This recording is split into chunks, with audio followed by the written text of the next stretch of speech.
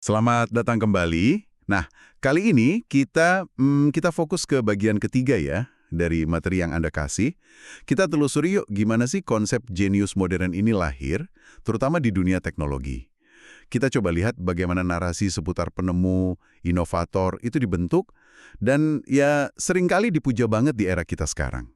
Jadi ada pergeseran gitu ya, dari yang tadinya mungkin seniman Renaissance atau penyair romantis, sekarang jadi arketipe baru, sang disruptor teknologi.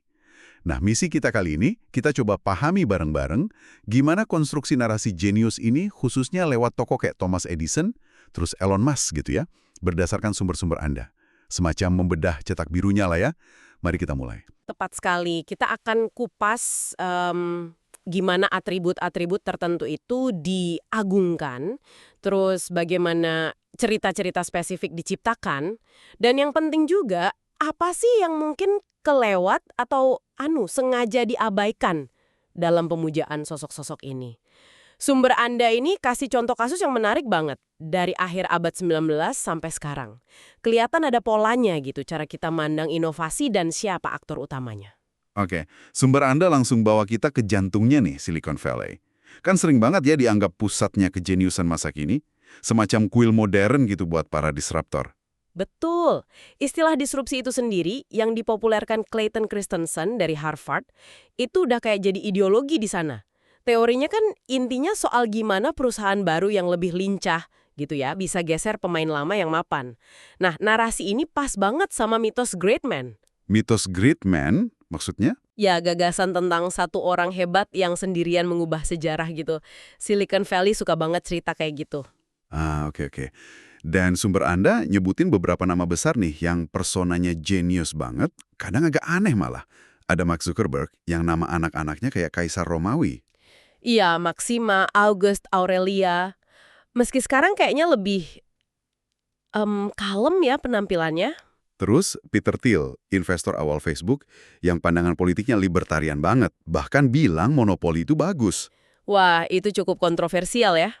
Ada lagi Steve Huffman dari Reddit, operasi mata laser buat persiapan kiamat. Terus Sam Altman dari OpenAI, yang doomsday prepper itu. Iya, yang siap-siap kalau ada bencana besar, nyimpen emas, senjata, macam-macam.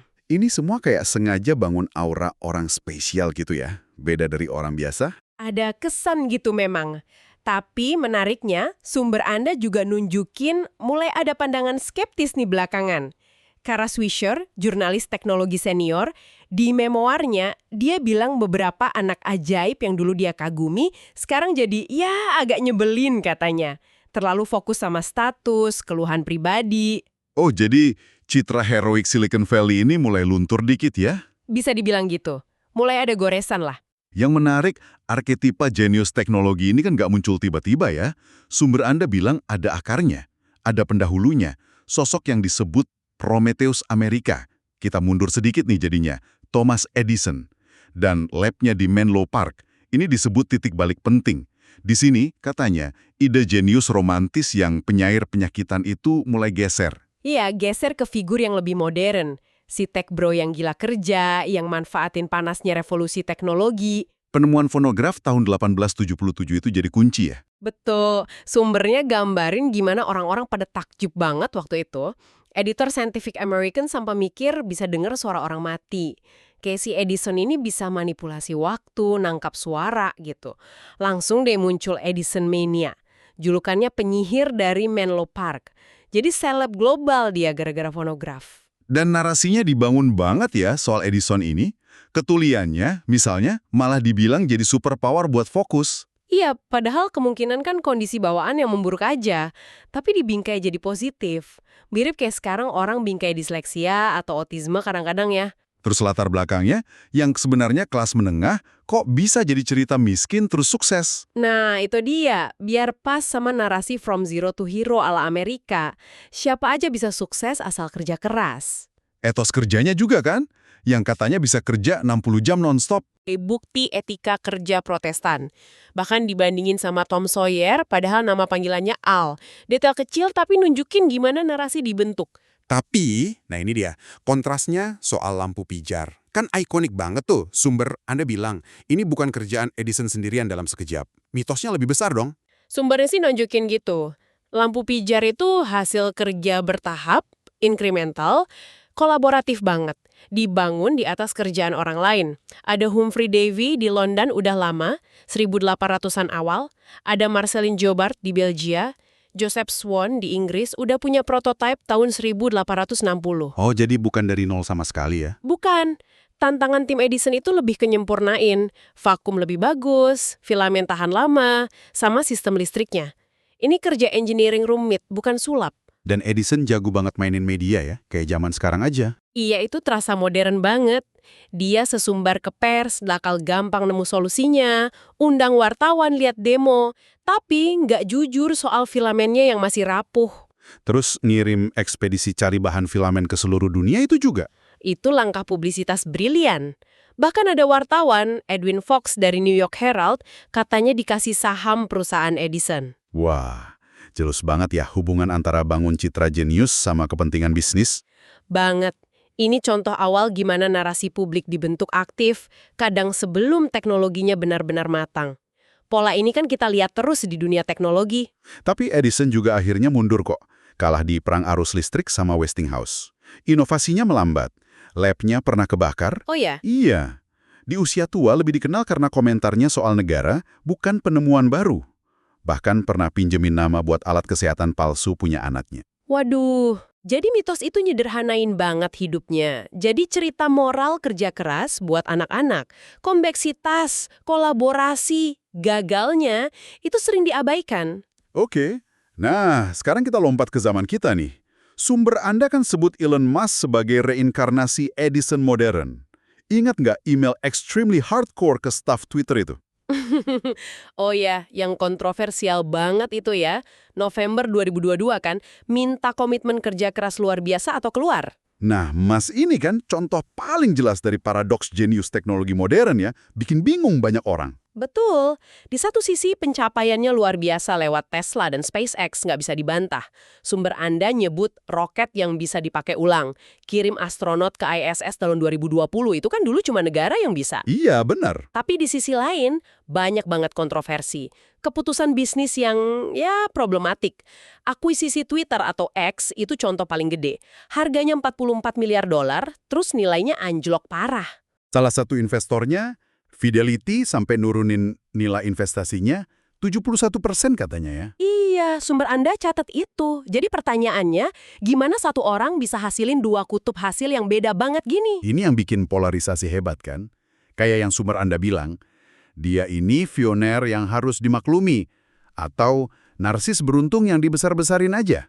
Label jenius ini sendiri bikin susah ya kita nilai objektif. Makanya sumber Anda coba kasih konteks latar belakangnya juga ya. Masa kecil di Afrika Selatan, dibully, hubungan sama ayahnya yang sulit. Iya, terus pindah ke Amerika Utara, kuliah, bikin Zip2 sama adiknya, ternyata modal awalnya dari ayah mereka $28.000. Ah, itu penting. Jadi nggak dari nol banget ya. Nggak dari ruang hampa. Ada pengaruh lingkungan, dukungan awal. Ini nyambung ke konsep Scenius itu tadi. Scenius. Apa itu? Tigan kolektif yang dukung inovasi. Masuk ke ekosistem Silicon Valley di waktu yang tepat juga ngaruh.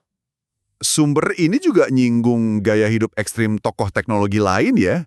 Kayak buat negasin kalau mereka spesial. Jack Dorsey makan cuma 7 kali seminggu. Yuval Noah Harari meditasi 60 hari diem aja. Brian Johnson coba hidup abadi pakai macam-macam cara, termasuk transfusi darah dari anaknya. Waduh, kayak ada ide kalau jadi jenius itu butuh ritual aneh gitu ya. Mungkin ada anggapan gitu, tapi sekali lagi, narasi jenius tunggal ini nabrak sama realitas kolaborasi di Silicon Valley. Sumber Anda kasih contoh penting kan? Iya, Eric Schmidt di Google, Sheryl Sandberg di Facebook. Betul. Peran mereka kan krusial banget sebagai, katakanlah, orang dewasa yang ngelola pertumbuhan. Terus ada kutipan dari Jonathan Zunger, ex-insinyur Google. Dia bilang engineering itu kerja tim. Intinya soal kerjasama, kolaborasi, empati. Nah, ini kontras ya sama Musk. Latar belakangnya kan kuat di engineering, fisika.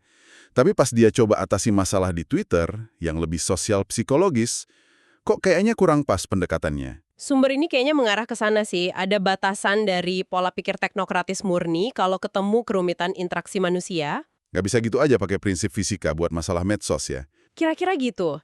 Kemampuan teknis hebat nggak otomatis berarti paham psikologi manusia atau dinamika komunitas online. Dan disinilah bagian yang menurut saya paling bikin, wah, gitu ya dari sumber Anda, peran asisten eksekutif Musk, Mary Beth Brown atau MB. Ah iya, yang kerja 12 tahun buat dia itu. Biografi Ashley Vance bilang dia kerja bisa 20 jam sehari. Jadi, jembatan antara Musk sama semua bisnisnya. Bahkan ngatur kapan orang boleh ngomong sama bosnya yang temperamental itu. Dia digambarin kayak istri di tempat kerja. Perannya vital, tapi sering nggak kelihatan di cerita sukses si bos. Kisah MB ini nunjukin banget ya ketergantungan si jenius karismatik sama sistem pendukung yang sering nggak diakui. Betul. Dan menurut laporan fans, MB ini kan akhirnya diberhentikan tahun 2014 setelah minta naik gaji biar setara eksekutif pria lain di SpaceX. Itu versi fans ya. Musk sendiri kan bantah. Bilang alasannya restrukturisasi. Ya, ada dua versi. Tapi intinya terlepas dari versi mana yang benar, kisah ini nunjukin betapa pentingnya peran kayak MB dan di mana kontribusi segitu penting bisa gampang diabaikan atau dihapus dari narasi resmi. Lain, Elon itu spesial.